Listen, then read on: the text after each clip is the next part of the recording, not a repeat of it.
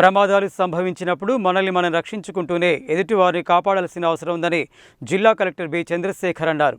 ప్రమాదాల సమయంలో అత్యవసర ప్రతిస్పందనతో పాటు పరిస్థితులను ఎదుర్కొనేందుకు సంసిద్ధంగా ఉండడం, తద్వారా వ్యవస్థలను బలోపేతం చేసేందుకు నమూనా విన్యాసాలు ఉపయోగపడతాయన్నారు.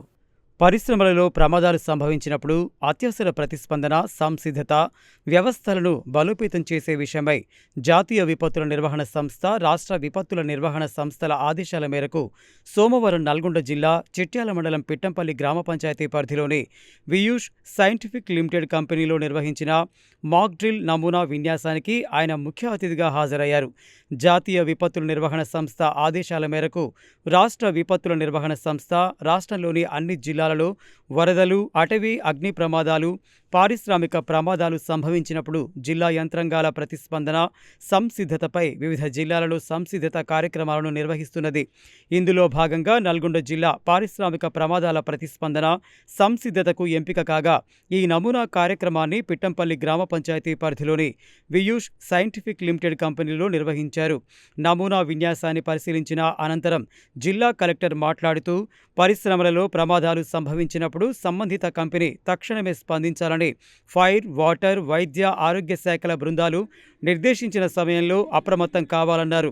ఒకరికొకరు సహకరించుకుంటూ వారిని వారు కాపాడుకుంటూనే తోటి వారిని కాపాడుకోవాల్సిన అవసరం ఉందన్నారు. ప్రమాదాల సమయంలో అత్యవసర ప్రతిస్పందనతో పాటు పరిస్థితులను ఎదుర్కొనేందుకు సంసిద్ధంగా ఉండడం, తద్వారా వ్యవస్థలను బలోపేతం చేసేందుకు నమూనా విన్యాసాలు ఉపయోగపడతాయన్నారు.